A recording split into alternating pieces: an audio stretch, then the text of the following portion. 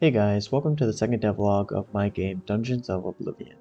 So I was fairly busy these past weeks since the last devlog, so I wasn't able to get as much stuff done as I would have liked. But I was able to make the groundwork for a really important feature in my game, that being the ability system. I really wasn't sure where to start with this and how I wanted to go about handling it. So I looked on YouTube to see how I should go about making the visuals for the abilities themselves. In doing that, I came across this YouTube channel here, and he has a lot of very good tutorials on how to make abilities, special effects, and other things using Unity's VFX graph. So I checked out his channel and followed some of his tutorials to make simple abilities that I can then use to build the system around.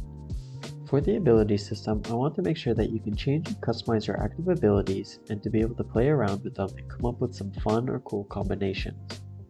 So I quickly changed how the UI looks, which I'm still trying to figure out how exactly I want it to look. But what you see now is going to be the basic layout, I think. So now that I have some visuals for the abilities, I start to build the groundworks for the ability system. I need the abilities to hold a fair bit of information, like the type of magic it is, the icon of it, any buffs or debuffs that the ability can cause, like healing or slowing the enemies down, but also to hold the information of the visual effects to go along with those buffs or debuffs, and a bit more. So I made a scriptable object that I can create for each ability that will hold all the information for that ability. And to me, scriptable objects are the best thing to use to hold the information of items in games, or in my case, it will be the best way to hold the information of the player's abilities. Now that I can create an ability object, I went ahead and started to create some test abilities.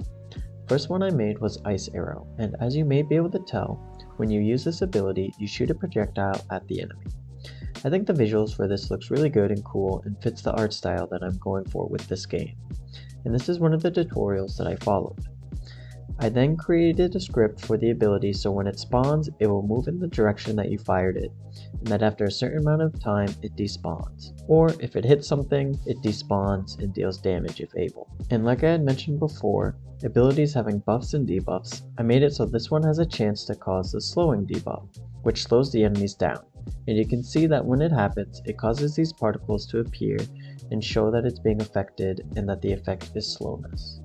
I also went ahead and made a few others, one being Ice Wave, where the player causes ice spikes to emerge from the ground damaging enemies, another being Ice Aura, where the player causes the area around them to slow down any enemy that enters the circle, and the last one being a Healing Totem, where the player places the totem on the ground, and if the player is in the circle around it, they will heal some health over time. For the inventory system to work, I had to make an object that I can use to be able to select and show the icon for the abilities and hold that ability's information, which I'll call the ability slots. To make the ability slot, I just took an empty game object and gave it an image object as a child to be able to show the ability's icon, and the player can know which one they are choosing.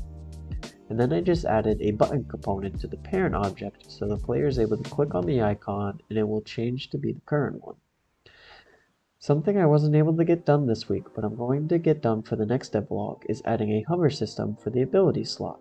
So when the player hovers over the ability slot, a pop-up will appear and give the ability name, description, and damage. So now that I have a base to work from, I can build off it and make an inventory to hold the ability slots and allow the player to choose the ones they want to use. I've made simple inventory systems before, so I was able to basically just copy and paste one and change a few things so that you will have different tabs that you can click through and it will show all the abilities you have unlocked for that specific ability slot. And after a little bit of changing the code around and getting it to fit what I need, I got it to populate the inventory with the ability slots. But here's where I ran into a problem. For whatever reason, I had quite a bit of trouble with passing the abilities icon to the ability slot. I tried a lot of things to try and make it work, but for some reason, everything I tried just didn't. Like, I would stare at it and everything makes sense to me, but it wouldn't work how I thought it should. But like most coding problems, I found a workaround by moving some things around. But it doesn't make sense to me and isn't good practice because the thing I moved was setting the image of the ability slot to be the ability icon from the function I call to set all the information for the ability slot to the update function. And that's not something I should be doing every update. But it works for now, so it's something I'll have to come back to. Or maybe it's the right thing to do and I'm just dumb. I don't know, but if you do, feel free to tell me. I'm also not entirely sure if the inventory system looks all that great, or if I should place it somewhere else instead of the middle of the screen essentially. So I'd like to hear what you guys think I should do and how I should make it look. So after all that, I finally got the ability inventory system working correctly how I want, and the player is now able to change their active abilities to whatever they want to use. The last thing I worked on for this devlog is the player's animator. I changed the player animator and made it so it's dynamic now. Before, it was just set and I would have a lot of states, different layers for specific classes, and with all that would come a lot of transitions for each of those states and layers, which I could just see end up turning into a terrible, confusing mess.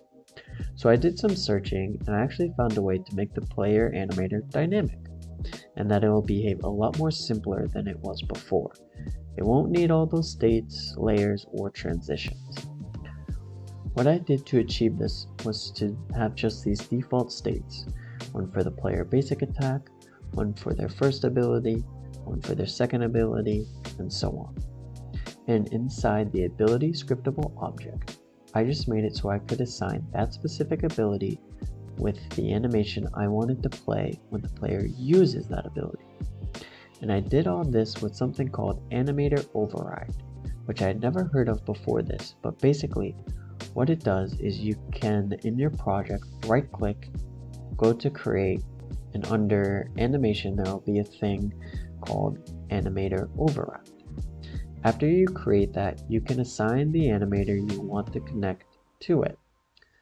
Then, in whatever script you want, you can create a reference to the override, and you can set the animations you want to use and which one you want it to override.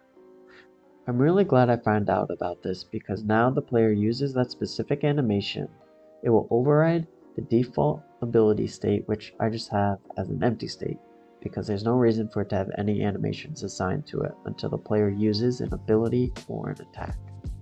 And the only other thing that I changed in the player animator was that I made it so the player will now play an animation depending on the direction they are moving, instead of just running forwards no matter what, like it was doing before. And that's about it. That's all I was able to get done these weeks on Dungeons of Oblivion. It wasn't a whole lot, but it was great getting the ability system to the place that it's at, and I'm pretty proud of it.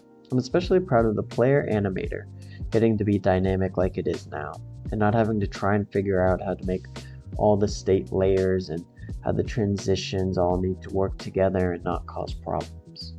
I hope you guys enjoyed the second devlog, and if you have, feel free to leave a like and subscribe. I'll see you guys in the next devlog.